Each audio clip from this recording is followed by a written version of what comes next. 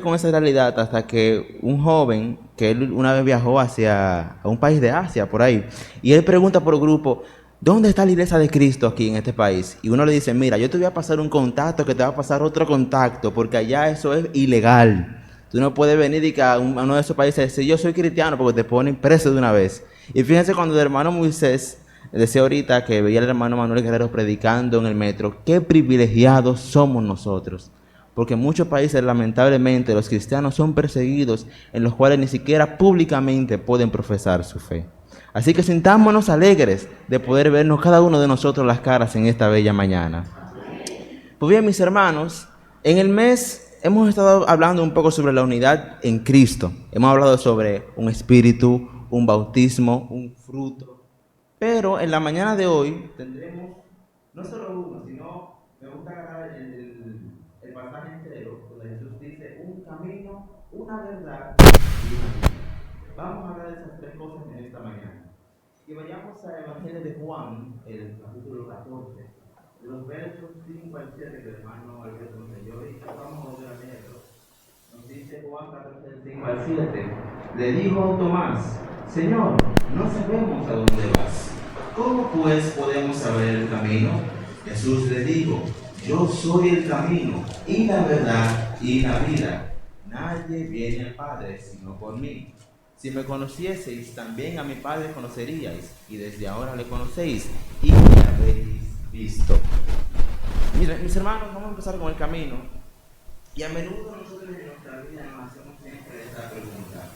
¿Voy yo por buen camino? El ser humano sin rumbo, lamentablemente, es alguien sin propósito. Y todos desde que nacemos y empezamos ya a tener conciencia propia, pues nos ponemos en mente un propósito. Pero déjame preguntarte hoy, hermano, amigo, ¿hacia qué propósito es el camino que tú estás siguiendo hoy en día? Los ejemplos de nuestra vida definen muchísimas cosas, los logros y nuestra recompensa al final de la jornada de la cual llamamos vida. Y fíjense que nosotros, desde nuestra perspectiva como humanos, cada vez que viajamos, siempre tenemos seguridad cuando vemos que el camino hacia el cual vamos es seguro. O sea, en la carretera cuando tú la ves vacíita, que tú la ves limpiecita, que es cómodo, tú llegas rápido, tú dices, wow, me siento seguro hacia donde voy. Y desde la perspectiva humana, siempre vamos a preferir ese camino rápido y ese camino cómodo para llegar. Pero desde la perspectiva espiritual es un poquito diferente. Y nos hacemos la siguiente pregunta, ¿acaso nosotros no hacemos eso también muchas veces con la búsqueda del placer, con la búsqueda de la paz, de la seguridad y el amor? Queremos siempre buscar el camino más cómodo, el camino más rápido para poder encontrar estas cosas, pero lamentablemente eso solo nos sacia ligeramente, es un placer momentáneo y la salvación no funciona de esa manera, mi querido amigo. Y fíjense que para yo explicar este tema hay una historia que es muy buena. Y yo hace un tiempo, los jóvenes que estamos aquí, antes de bautizarnos, nos dieron esa historia, las mellas, que era de un libro llamado Estoy listo para ser bautizado, si no mal recuerdo se llamaba el libro. Y había una historia que se llamaba así mismito, Los Dos Caminos. Y era básicamente un grupo de excursionistas que estaban de viaje, y cuando iban allá al final de esta excursión, habían dos caminos que se separaban. Entonces el protagonista empieza a observar bien. Vemos un camino izquierdo y un camino derecho. ¿Qué pasa? En el camino izquierdo podemos ver un camino llano, plano, que es cómodo. El libro usa palabras muy finas, pero a mí me gusta aplatanarlo. Para que podamos entender en el buen dominicano, ese camino tenía cosas de chicharrón, de chimi, tenía vive 100, tenía de todo tenía ese camino. Y era un camino cómodo para muchos.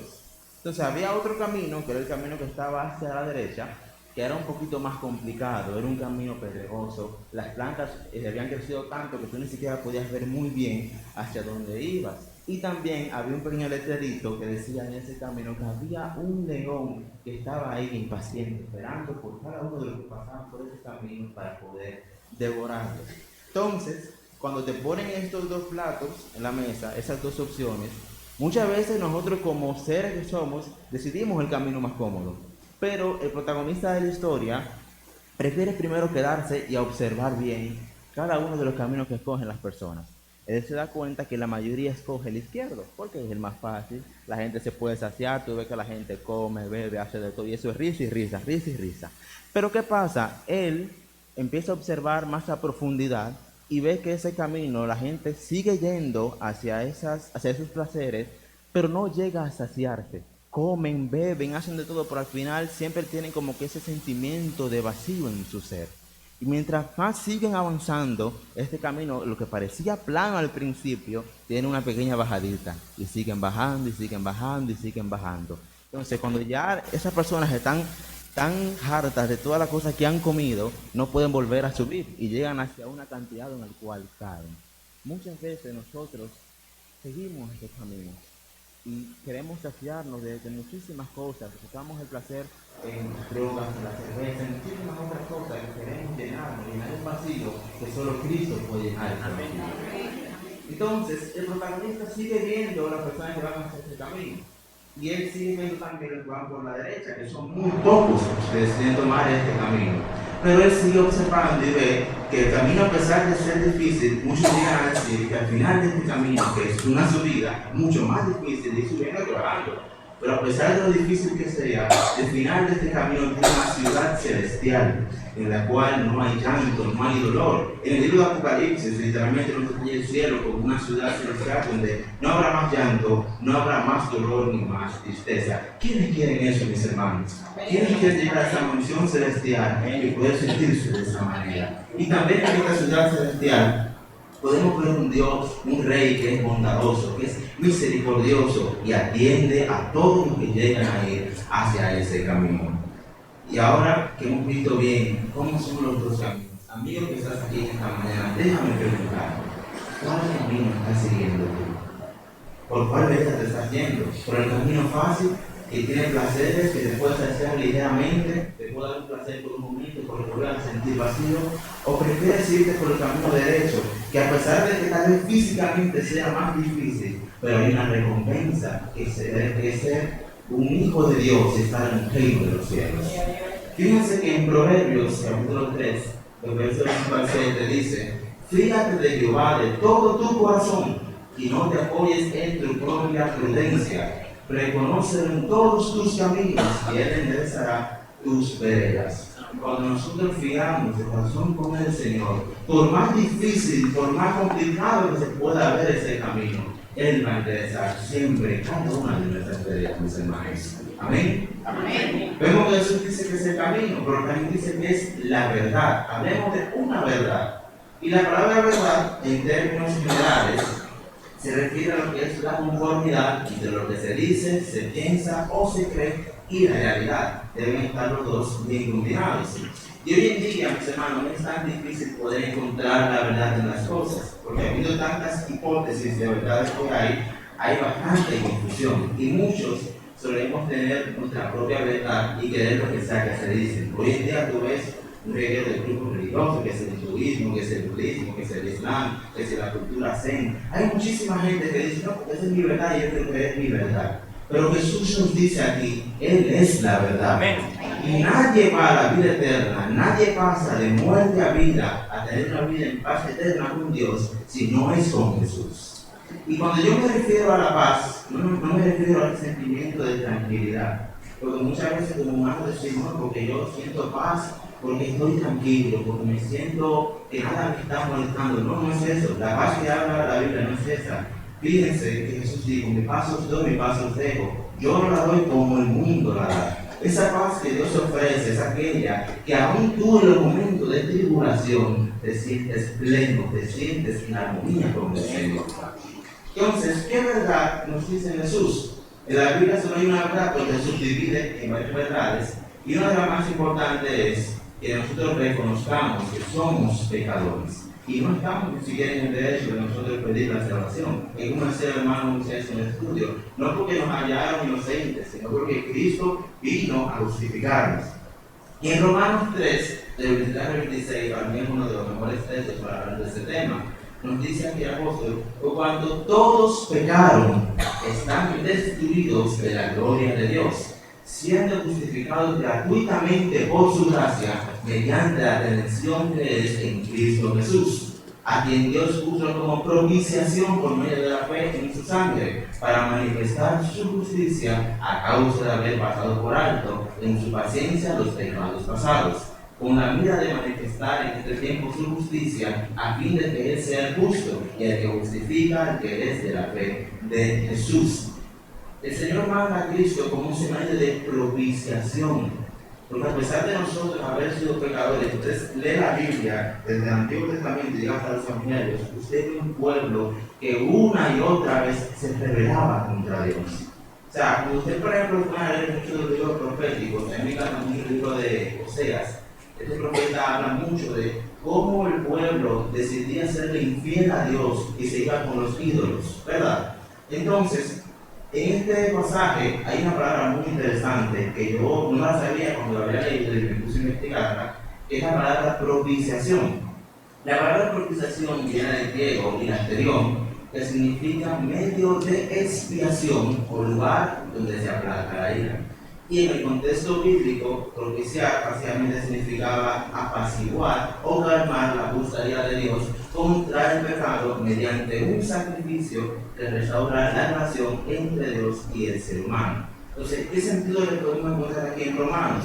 Pablo aquí está explicando básicamente que Jesucristo es la propiciación, es decir, Él sufrió y murió en la cruz como el sacrificio perfecto. Y su sangre satisface la justicia divina porque el pecado obviamente merece castigo. Y gracias a este sacrificio, Dios puede perdonar al ser humano sin dejar de él ser justo y perfecto. En otras palabras, Jesús tomó ese castigo que nosotros merecíamos. Fue esa propiciación, Él fue ese medio para poder aplacar la justa ira de Dios. Porque nosotros, yo lo digo, si no hubiera sido por Jesús, nosotros estuviéramos, terrible. Si no hubiera sido por Él, por su sacrificio, no hubiésemos sido justificados de esa manera. Y la verdad es esta, mis hermanos, no es cualquier cuento de hadas que te pueda decir otro. Somos pecadores y siendo sinceros, siendo justos, merecemos la perdición. Pero aún así Dios decidió salvarnos por medio de Cristo. Con su misericordia decidió salvarnos a cada uno de nosotros y esa es la verdad absoluta. Y cuando yo digo, fíjense que subí un poquito la voz, verdad absoluta, esto se refiere a lo que es una afirmación irrefutable y universal que es válida en todo tiempo y lugar independientemente de las opiniones o creencias individuales. La verdad irrefutable es la que vemos aquí en Romanos y también lo vemos en Romanos 6:23 que nos dice, porque la paga del pecado es la muerte, mas la dádiva de Dios es vida eterna en Cristo Jesús, Señor nuestro. La paga de nuestro pecado es la muerte, mis hermanos. Pero Jesús, aquí utiliza la palabra dádiva, que es como dar gratuitamente. Él nos da gratuitamente la salvación. Fíjense qué amor tan grande es ese de nuestro Dios, que aún siendo nosotros pecadores, Él decide venir a salvarnos. Y esa es la verdad del Evangelio. La verdad del Evangelio la podemos resumir en Juan 3:16, como decimos, la Biblia en miniatura. Porque de tal manera amó Dios al mundo, que dio a su Hijo unigénito, para que todo aquel que en Él crea no se pierda, mas tenga vida eterna. En Cristo podemos encontrar la vida eterna. A pesar de que no lo merezcamos, Él decide darnos ese regalo. Y muchos, créanme, muchos tratarán de demostrar lo contrario. Fíjense que a lo largo de la historia muchísimos emperadores, eruditos, filósofos han tratado de demostrar lo contrario. Incluso hay una película que yo, si ustedes no la han visto, se la recomiendo que la vean, que habla de una historia de una pareja, que eran dos ateos, se llama El caso de Cristo.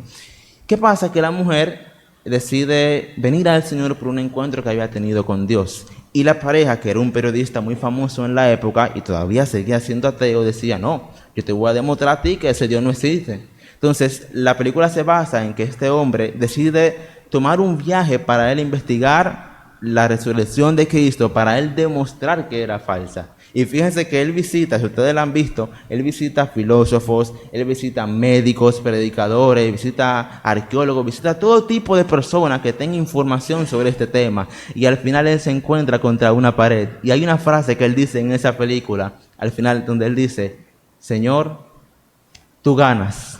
Me rindo ante ti. Porque cuando nosotros tratamos de encontrar lo contrario a la verdad de Cristo, nos vamos a encontrar contra esa pared porque es una verdad irrefutable que no se puede cambiar en el tiempo. Amén, mis hermanos. Amén. Y hablemos ahora también de una vida. Hablamos del camino y de la verdad, pero ahora vamos a hablar de la vida. Y para hablar de esto, me gustaría utilizar una analogía que yo vi hace un tiempo en las redes sociales, que es muy buena para poder detallar este tema de la vida.